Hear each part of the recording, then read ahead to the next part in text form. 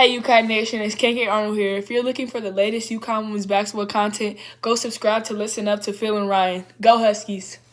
Hey everybody, and welcome back to Listen Up. Thanks for joining me for the last check-in video against Marquette. Well, we're officially here. We finally made it to March. Today's March 1st on a Saturday. Again, thanks for joining me. Don't forget to like, comment, and subscribe as we're pretty much here. We're pretty much to the end of the regular season. So as you all know, it gets really, really exciting from here. As we said, as I said, officially made it to March now and to the end of the regular season finale. It's going to be a big day tomorrow on Sunday for game day for a couple reasons. First, if UConn wins, they will finish a perfect 18-0 in the Big East, and I know some people are going to say, well, there's really no good teams in the Big East. They didn't really play anybody.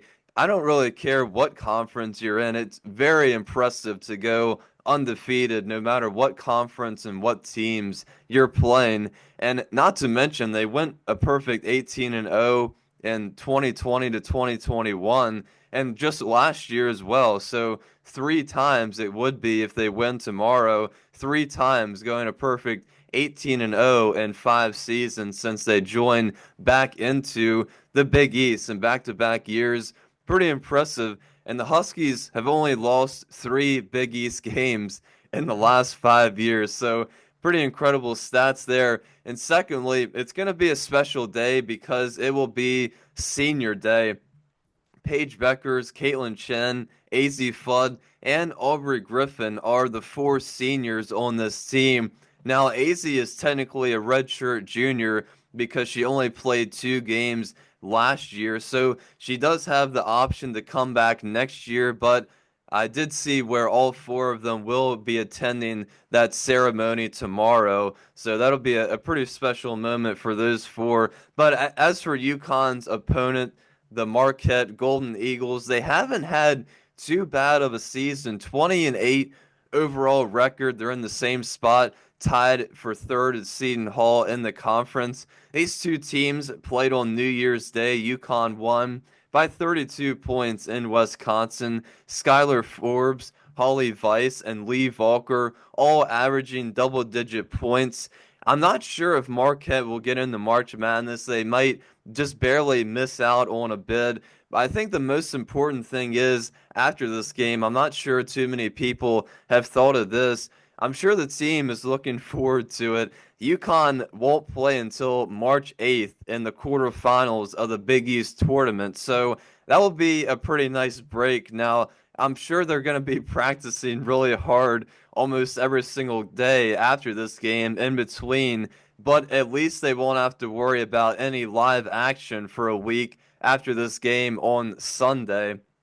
So, like I said, I mean, this is where it gets pretty fun. I mean, it's going to be a really big day tomorrow, senior day, last Big East regular season game, a chance to go undefeated in front of the home crowd. And that's always a really special ceremony on senior day to recognize and honor the four great seniors this year. They've all contributed very much to this team. Of course, Kaylin Chen had a couple good years at Princeton, but I'd say she contributed a lot to this team for this year that she did join us. So that'll be a special moment tomorrow. We'll go ahead.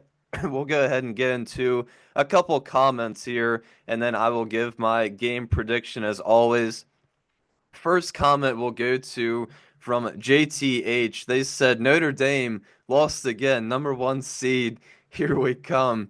Yeah, it's definitely on the table, I think, to get a number one seed in March. I mean, Notre Dame, it's pretty crazy. They jumped into the number one spot a couple weeks ago, and then, they turn around and lost to NC State in double overtime. And as you just mentioned, they lost a close game against Florida State at home. So that was definitely really disappointing for them, I'm sure. So, yeah, I mean, it's and of course we got UCLA and USC tonight playing, so that's going to be a really big game as well. I'm not sure if that'll shake up any of the number one seeds.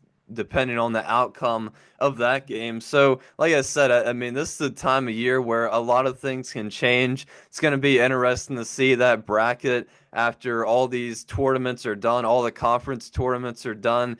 Who's going to be the number one seeds, the number two seeds? But I will say, I think if UConn wins the Big East tournament, Notre Dame, they're going to have a tough time in the ACC. So, it's going to get really interesting from here on out. Just me said, another good show, guys. The end of the regular season sure came fast. I'm very excited for March Madness. I think UConn is peaking at the right time. Fingers crossed.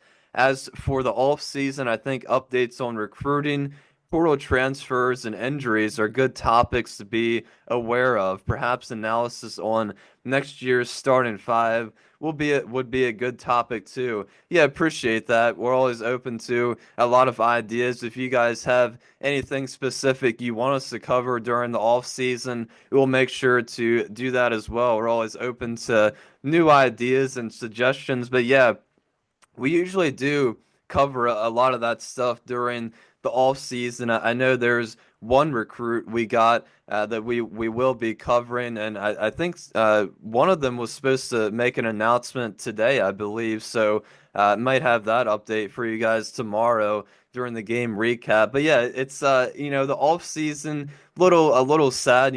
Obviously not as much news, no games, no last check-in videos, but there's always stuff to talk about. So I'm sure the off season will be pretty exciting as well. Last comment we'll go to from Earl Cabell. They said, "Is AZ staying or going to the WNBA?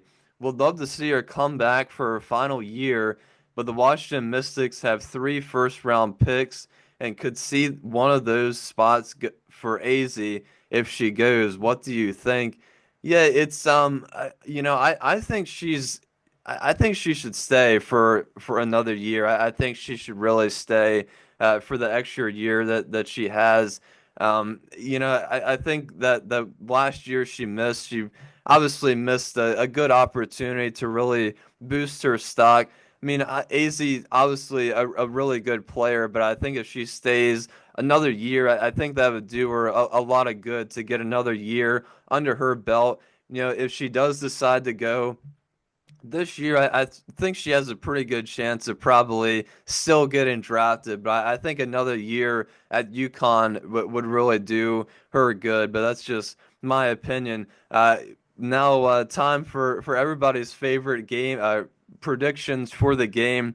To me, this just seems like one of those games UConn wins by about 20 to 25 points. A lot of things happening. Like I mentioned, I'm sure it's going to be sold out for the regular season finale at Gampel. So I'm going to say UConn 86, Marquette 59 for the final score. But that's going to do it for me today, guys. And I will see you for the game recap. It should be a pretty good one tomorrow against Marquette. So I'll see you guys tomorrow for that. This has been Rye on Listen Up.